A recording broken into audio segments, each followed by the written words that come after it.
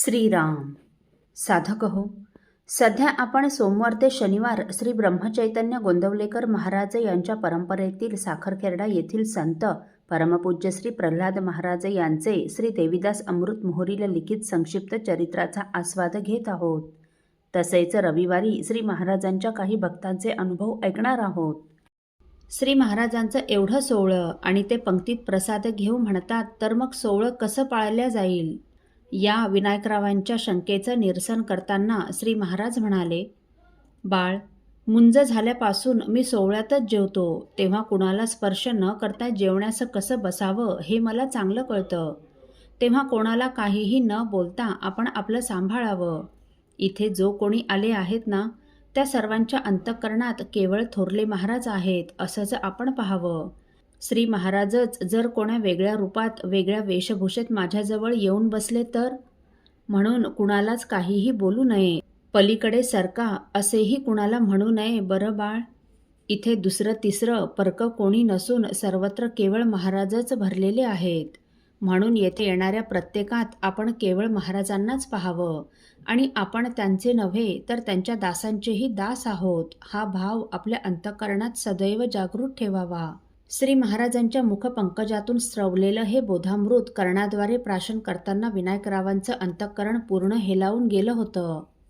अहो, आमचे महाराज सदा सर्वदा सर्व भूतप्राणी मात्रात केवळ एका श्री रामरायालाच पाहत होते आणि म्हणूनच तर ते नित्य सर्व भूतहिते रतः असलेले दिसत. महाराजांच्या दुसऱ्या बाजूला शेजारी एक विजारवाला येऊन बसला. श्री महाराज अत्यंत विनयपूर्वक त्याला बसा बरं असे म्हणाले. सर्व वाढून झाल्यावर सदा सर्वदा योग तुझा घडावा हा श्लोक म्हणून व श्री महाराजांचा जय जयकार करून पंगत जेवण्यास बसली. त्यावेळी स्वयंपाक फार तिखट होत असे आणि महाराजांना तर तिखटाचं पथ्य होतं. त्यांचं रोजचं भोजन बिना तिखटाचं असे, त्यामुळे श्री महाराजांना काही खाता येत नव्हतं. शिवाय उत्सवात सर्व प्रकारचा केवळ भातच करीत असत, पोळी नसायची.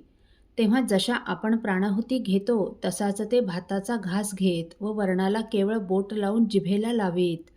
परंतु त्यांचा मुख्य आहार तो मात्र ते अखंड घेत होते. तो आहार म्हणजे रामनाम. ते त्यांचं सदा देता घेता वदनी वदता ग्रास गिळता अविरत चालू राही. मग महाराजांचा एक श्लोक म्हणून त्यांनी आपलं भोजन संपवलं आणि आपोषण घेऊन विनायकरावांना म्हणाले, बाळ, तू हे खाऊन घे. आणि श्री महाराज पानाला नमस्कार करून उठून गेले. तो शेष प्रसाद विनायकरावांनी अत्यंत प्रेमाने ग्रहण केला. नंतर सायंकाळी संध्यावंदन करून सर्वच महाराजांच्या सायन उपासनेला गेले. तेथे पालखी मिरवणूक व भजन झाल्यावर ते खोलीवर आले. श्री महाराजांच्या पोटात अन्न गेलं नव्हतं, त्यामुळे विनायकरावला मात्र चैन पडत नव्हती. तेव्हा ते महाराजांना म्हणाले, महाराज, रामाच्या पेटीत थोडे लाडू आहेत, आपण घेता का थोडा? तेव्हा महाराज म्हणाले, बाळ, कसं आहे पहा, मला भूकच लागत नाही, परंतु केवळ तुझी फारच इच्छा आहे तर जा आण थोडासा.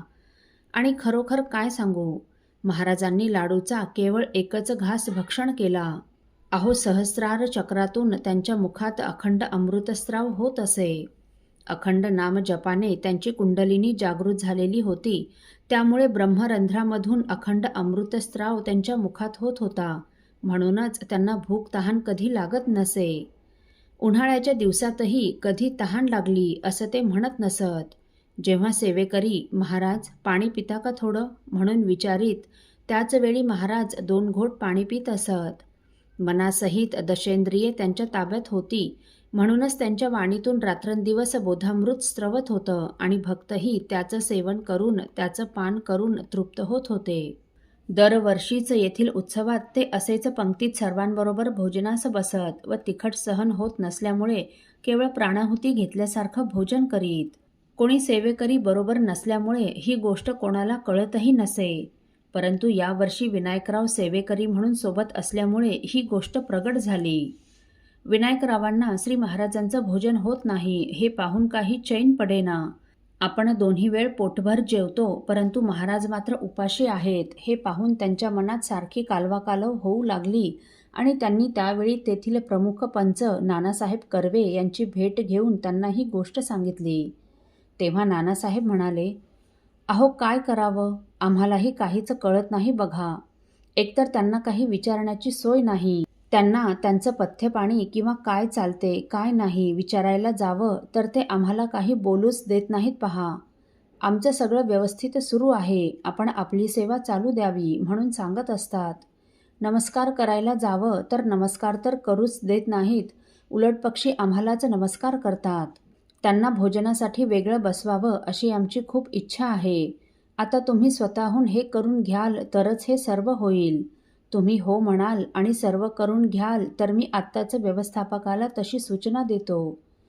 विनायकरावांचा होकार पाहून त्यांनी लगेच पाकगृहात फोन लावून सर्व समजावून सांगितले. त्याप्रमाणे व्यवस्थापकांनी विनायकरावांना अन्न काढून दिले. मग यांनी साधं वरण घेऊन त्याला फोडणी दिली आणि भोजनाची सर्व सिद्धता करून श्री महाराजांकडे आले व म्हणाले, महाराज, नानासाहेब कर्वे भेटले होते. ते म्हणाले, महाराजांना भोजनासाठी पाकगृहात बसवीत जा म्हणून.